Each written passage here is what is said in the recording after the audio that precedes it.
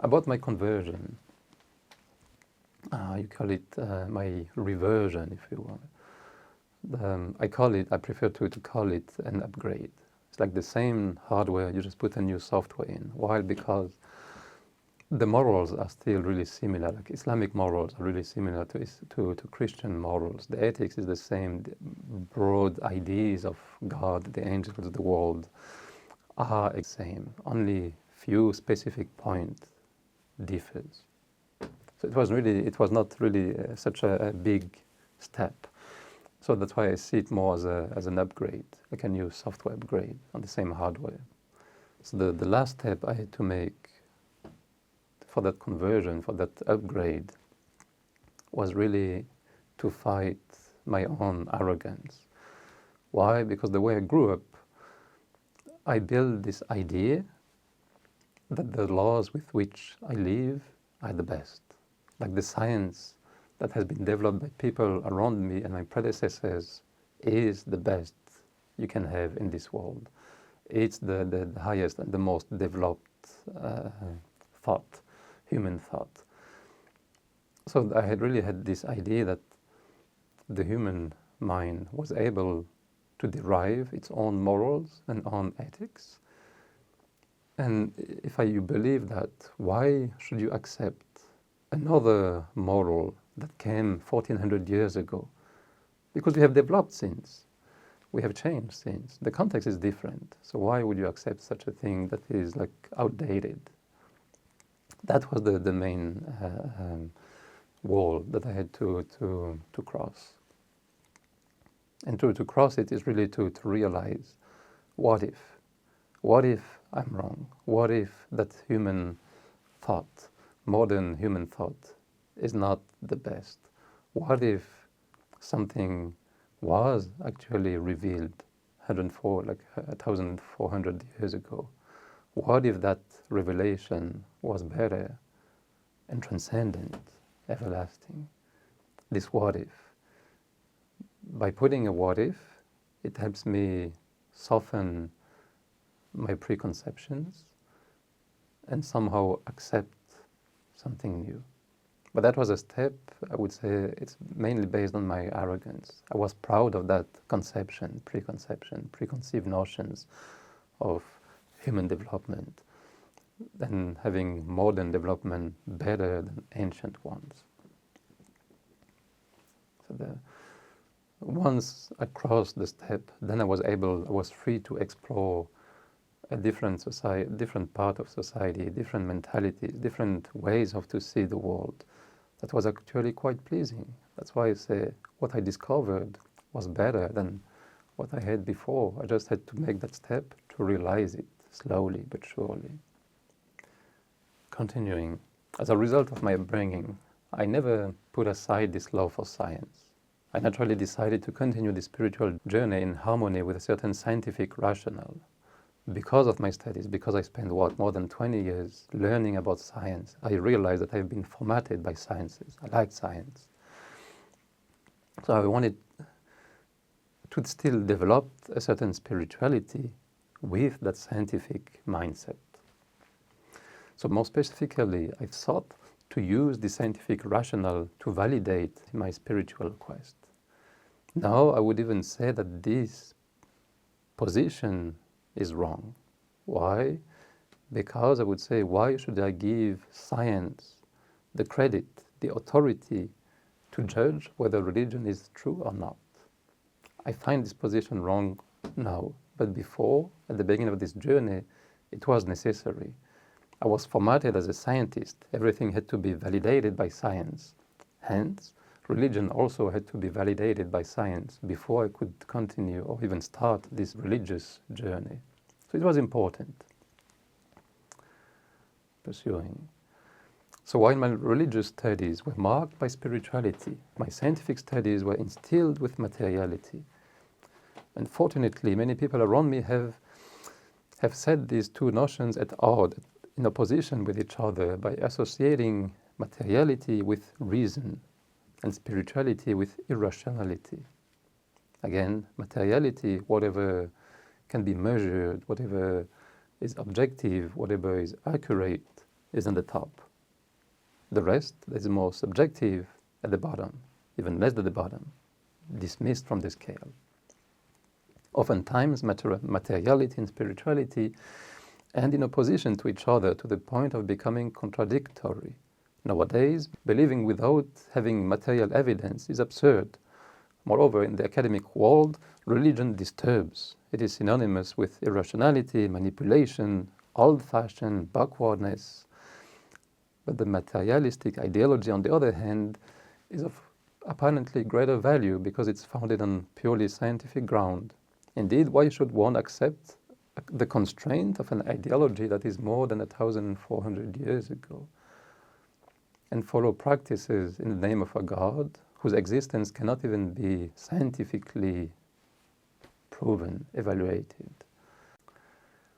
So the secular discourse of today's society is essentially fueled by scientific advances used to discredit the existence of a superior entity. Broadly speaking, materialist societies reject anything that cannot be measured by physical instrument.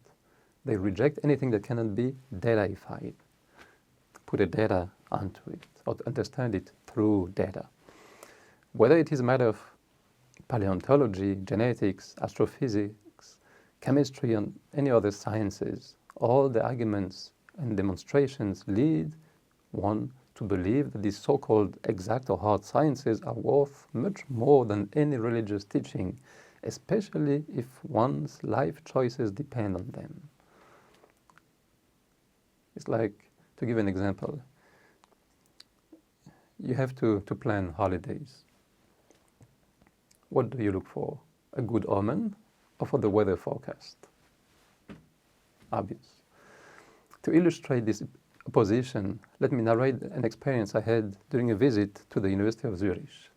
I was at the time working in Lausanne and in Geneva as a postdoc. So that's one of the leading research institutes in Europe. It was in 2014, and between two presentations, I wanted to get out, a bit tired of the science. I wanted just to visit the campus. And within the campus, they had a small anthropology museums. So the museum's primary function was to illustrate the evolution of the human species through the ages. It was about 20 thematic displays, like booths. And to my surprise, the first display quoted a passage from the Bible, stating that the world was only 6,000 years old, out of nowhere. This sentence was then ridiculed by contemporary scientific discourse. With implicit and abusive generalizations, the message was clear. The goal was to discredit religious views, all religious views, and show that the secular vision of the world is based on sound and objective scientific fact. Then I feel okay, I accept. It might be extremely biased and offensive, even though I was already Muslim. It was offensive, but okay, I just pursue in the museum. The museum was really attracting and well made, so I just continue with it. So a few meters further down the exhibit, a second display proposed a genealogic tree of the human species. It explicitly showed by means of lighted pathways how the human come to being. So after each discovery of ancient human skeletons, you can see that the tree had to be entirely remodeled about a dozen times during the last century. So to visualize it, you had different boxes in the top with Homo sapiens all the way at the top. And at the bottom you had some type of branching. The branches grows and end up in boxes, and within the boxes you see remains and skeletons. And whenever you find a new skeletons, it redirects the branches to go back again to that Homo sapiens. And you could click on the different buttons on different discoveries, and you can see that every discovery, the tree had to be reshaped entirely, again and again. It's like new discoveries forces you to reconceptualize what you had in mind. So then you start wondering, how on earth would such scientific facts be less illusory than religious texts when both are subjected to the same aleatory interpretations? Which is important, and that shows you that science might be based on certain principles and methods, But these principles and methods don't guarantee truth. They don't. Hopefully they allow us to get closer to truth, but they don't guarantee it. So the hardness of these sciences start chipping away. The sciences are becoming more soft. So the evolution of the human species is only one example. But this opposition between science and religion is noticeable in all aspects of society, whether it is through the radio broadcast, newspapers, or the school curricula. One is constantly challenged to maintain the prevalence of the scientific over the religious, and of the material over the spiritual. It is therefore no wonder that many of my classmates choose to not believe in God as an outcome of their scientific studies. Again, to give an example, I remember my really good friends in the US with whom we used to meet weekly. We used to be in the same classes. And I announced to him, look, I decided to be Muslim. And he was like, what? How can you be Muslims? How can you be religious? We have done the same studies. We are sitting in the same classrooms. How is it possible? That's what he answered me. That's what he told me. So, however, I argue that I found in Islam a logical and practical guide that allows me to walk along a rational path on the spiritual land and achieve inner peace. Continuing with this introduction, I thus hope to correct this apparent opposition between scientific and religious thinking. My goal is not to prove scientifically that God exists, no, at least not directly, but to demonstrate that scientific logic is not foreign to religious logic. Rather, I shed some light on their complementarity and justify using scientific methods and arguments that atheist vision of the world. So what I'm trying to do is not to prove God, like I won't bring a proof that you cannot deny, that you have to accept, that will convince you 100% that God exists. No. But I'll show you that the methodology, like the scientific method, is really similar to the one you use to accept religion. The reason why I accept a scientific theory are the same that the reasons why I accept religion today. And that complementarity, that similarity, I've never seen before in other books. So that's what I'm trying to share here. So pursuing this aim, I share in the first chapter a few of these introspective steps that I use to start the journey. The goal is to agree on definitions and a frame of reference that help me to go beyond my comfort zone. In the second chapter, I demystify science, make it a bit softer. So I demystify science as it is perceived today, and through a series of examples drawn from my own experiences, I expose the limits of science. Like it's useful to see the limits in order to accept that it makes room for religion, that science gives room to religion. So the goal of this chapter is helping one not to fall prey to the current scientific dogma, to this current scientism. In this passage, I refer to scientific notions that I have simplified in order to make them accessible to non-specialists. Technical details are left in footnotes, and I'll take the time in these videos to go through the footnotes because I think they are quite exciting. So then the third chapter is concerned more with the establishment of scientific theories, like to see what are the steps, what are the arguments. Then I compare these requirements to those that form the basis of faith, Islamically speaking. And by comparing the two modes of thinking, the goal is to underline the common rationality between them, to underline the rationality